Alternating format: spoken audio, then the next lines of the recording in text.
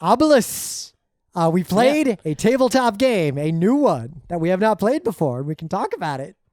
Yeah, I mean, I saw this game on the internet, and it looked like a kind of game that we enjoy, a 2-player game that is mostly abstract and simple in its rules, but, the kind that might elicit complex gameplay and strategy. Yep. So I picked it up. It was cheap. It was tiny. Doesn't take up a lot of room in my apartment. I played it with some coworkers while I was in the other side of the country. I played it at PAX West with some people. Rim was not at either of those things. Yep. And then I came back to the East Coast, and eventually, I think by Halloween, I played it with Rim a few times. It doesn't take more than a few times. You might think, oh, you're reviewing a game after you played it a few times. It's like, well, listen, we haven't mastered the game. I mean, I've reviewed games from half a playthrough and reading the rules, so... Yeah. There's not much to this game since it's so tiny. We can't give you like the winning strategy because I haven't played it that much.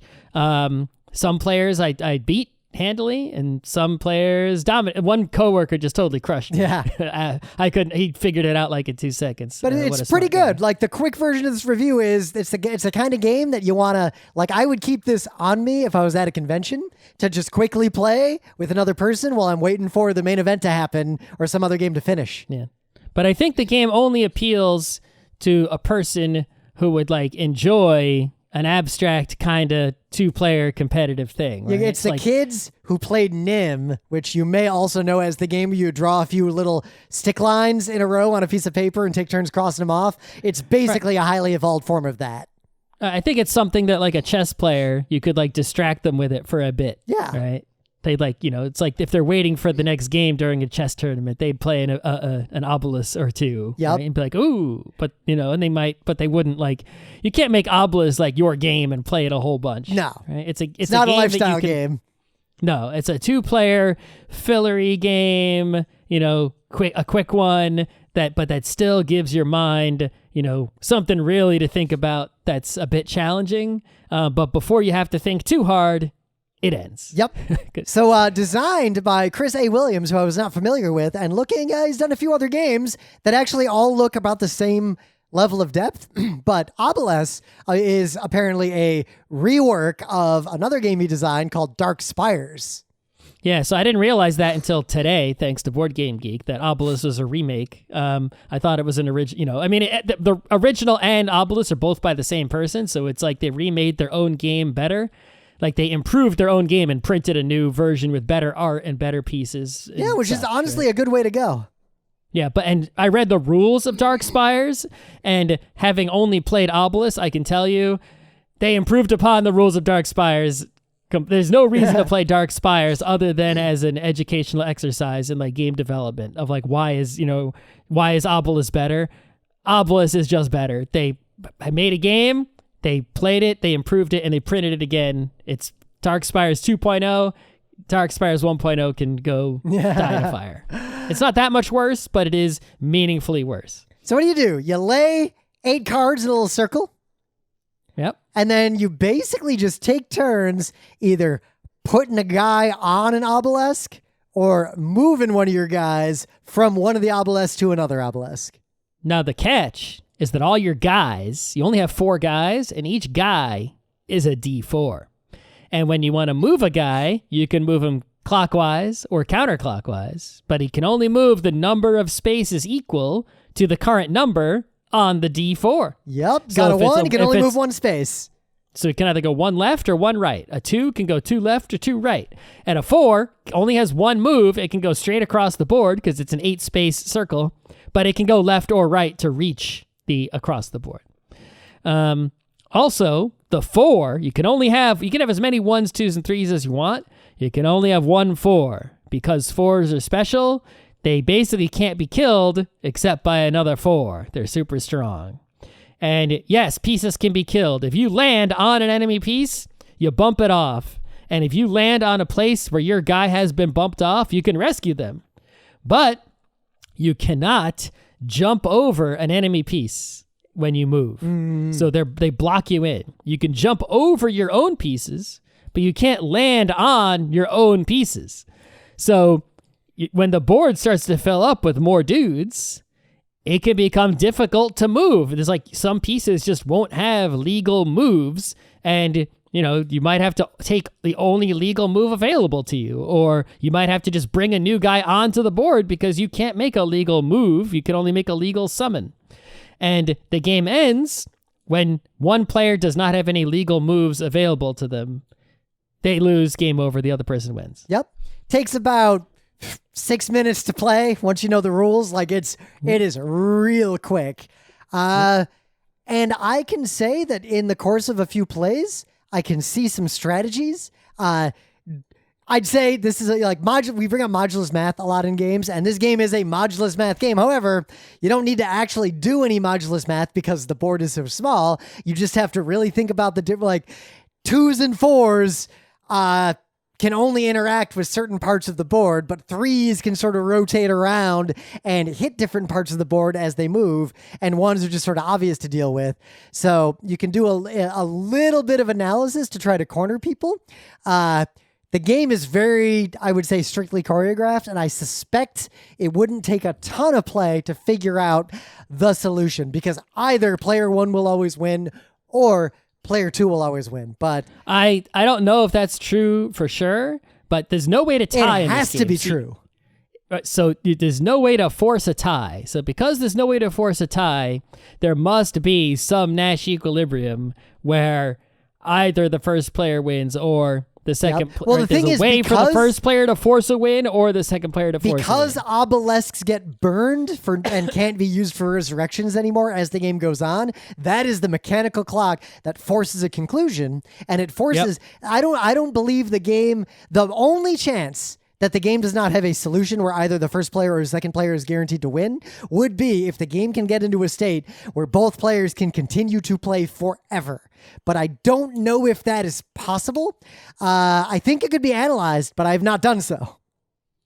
I guess if you could just move sort of back and forth a bit without attacking each other. Yep. But the question is not, can both players conspire to move in such a circular fashion that the game never ends? The question is, can one player force the game to a conclusion?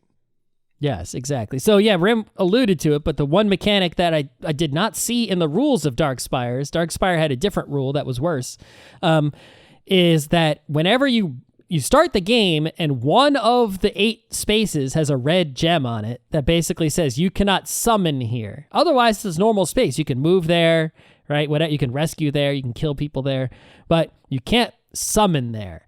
And anytime somebody is rescued, you add another red gem to another space. So basically, after 7 rescues have occurred, no matter what, all the spaces will have red gems on them, which means no more summoning can occur. Mm-hmm. And if no more summoning can occur, any piece that is not on the board cannot re-enter the board. You'll simply have the pieces available to you. You'll be forced to move them on your turn. Otherwise, you lose if you can't have a legal move. And eventually, by moving them around, somebody will eventually get their last piece killed unavoidably, or just be unable to move.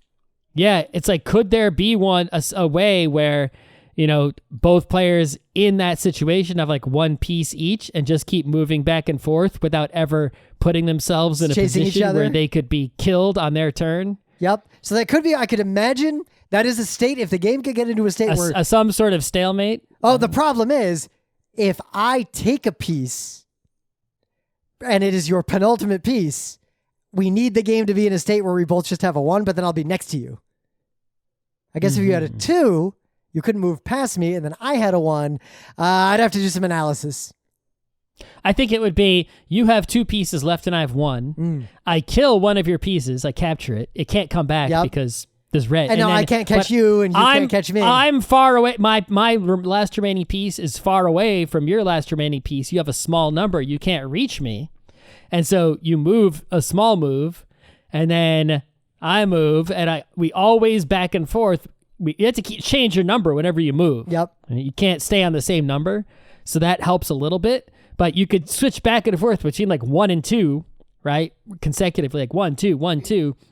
and just always stay far away from the other player. So thus, if the game because is if you change to 3, you might give the other person an opportunity to like get close to you, and that would be threatening, right? Yep. So we'd have to look at the modulus math of the fact that there are 8 spaces and small numbers of pieces that might remain. But either player 1 always wins, player 2 always wins, or the question is, can one player force the game to a conclusion, or can one player prevent the game from ending no matter what the other player attempts to do? Because if I can prevent the game from ever ending, the game will be a draw and last forever, and that is a possible outcome. And still, if you like other small, abstract 2-player strategy games, whether that don't take a long time and don't take up a lot of space, so you want to play chess in 2 seconds. This is even smaller than the Duke, right? It's smaller than Oshi, and it there's not you can play a random mode where you roll the dice, or you can play the pure mode where you don't roll the dice. Play the pure mode; it's just better. Yeah, I mean, but some people might want to mix it up with a little randomness on if they just what they want to do. But yeah, the pure mode is the only mode, right? That really.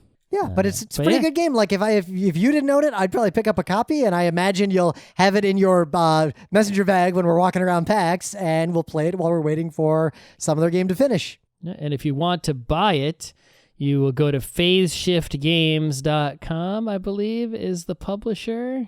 And it actually, I don't know if they have copies right now. Oh, no, the MSRP is $20, but I don't know if you can actually get one or not. I pre-ordered it. Yep. And oh, no, they have it. They have it for, do they? Now, I don't know if you can buy it right now. One industry that's going to be hit exceedingly and exceptionally hard by these ridiculous tariffs is going to be the tabletop industry. So if there's any board game you want, buy it now. Get a digital version. Yep. That can't, or just buy a bunch of game components, like a whole bunch of them. I already have a bunch, but then you can just play any game, just make it. Yep. With pieces. I feel like we're going to spend a lot of time on Board Game Arena in the time to come. We'll see. I mean, don't buy that many games anyway. True. In fact, I actually want to go back into the old library. I want to play La Chita again. I saw it up there, and I suddenly remembered that I like that game. Yeah, it's okay. The politics cards. Yeah, I've only played it a few times. I brought it to a MagFest right before the pandemic, and then we didn't play it the whole time. And then I brought it home. This has been Geek Nights with Rim and Scott. Special thanks to DJ Pretzel for the opening theme. Be sure to visit our website at frontrowcrew.com for show notes, discussion, links, and more.